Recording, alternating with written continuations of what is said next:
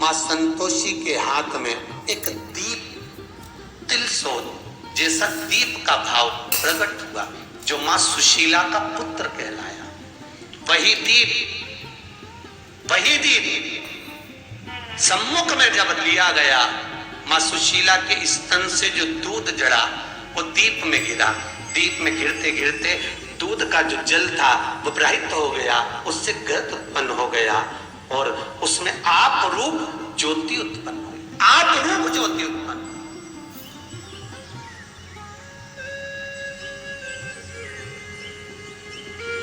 धनतेरस के दिन महाराज मां संतोषी ने निवेदन किया है, दीपदेव तुम्हारे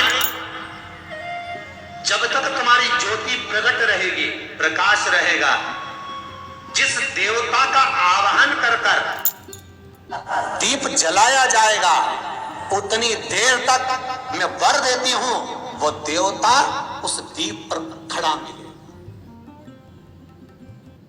जय महाकाल साथियों, आप सभी को धनतेरस की शुभ दीपावली की बहुत सारी शुभकामनाएं। गुरुदेव ने बताया है साथियों कि तिलसोट दीपक जो धनतेरस के दिन जिस देवता का नाम लेकर के प्रज्वलित कर दिया जाता है, वह देवता उतनी देर तक उस घर में जरूर खड़े हुए रहते हैं, यानी कि स्थायी रूप से निवास के लिए तिलसोट दीपक आप जरूर प्रज्वलित करें, जिससे माँ लक्ष्मी का, कुबेर भंडारी का स्थायी रूप से निवास हमारे घर में हो सके।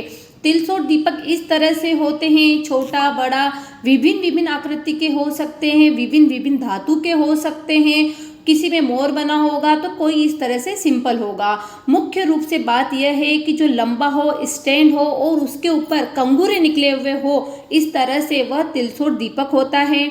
आप लंबी बाती लीजिए, घी भरिए, उसके अंदर घी का दीपक यह प्रज्वलित होता है, क्योंकि माँ लक्ष्मी के लिए, कुबेर भंडारी के लिए घी ही प्रज्वलित किया जाता है।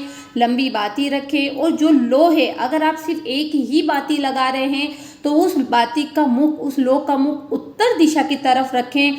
और अगर आप सभी बाती, जैसे अगर 5 कंगूरे हैं, आप 5 लगाना चाहें तो आप 5 भी लगा सकते हैं, जिससे चौहू दिशाओं का सुख प्रदान होता है। और अगर आप सिर्फ एक बाती लगाना चाहें तो इस तरह से उत्तर दिशा में बाती का मुख रखें। और प्रदोष काल में जब आप धनतेरस का पूजन करने के लिए बैठे, तब इस दीपक को जरूर प्रज्वलित करें और भगवान कुबेर भंडारी का स्मरण करें, माता लक्ष्मी का स्मरण करें, जिससे उनका निवास स्थायी रूप से हमारे घर में हो सके। तिलसोट दीपक को रोजाना भी प्रज्वलित किया जा सकता है, हमारे ड्राइंग रूम में, व्यापार स्थान में या भगवान के मंदिर में। आप एक बाती या सभी बाती का दीपक प्रज्वलित कर सकते हैं। घी इसमें प्रज्वलित किया जाता है, जिससे माँ लक्ष्मी का स्थायी रूप से निवास होता है। गुरुदेव ने बताया है कि उस घर से कभी लक्ष्मी नहीं जाती है। तो आप इस तरह से कंगूरे देख रहे हैं तो सभी में आप बाती लगा सकते हैं। धनतेरस की संपूर्ण पूजन विधि चैनल पर डली हुई है, आप उसे जरूर देखें। पूरा विधि विधान के साथ बताया गया है, प्रैक्टिकल के साथ कि किस तरह से पूजन करना चाहिए।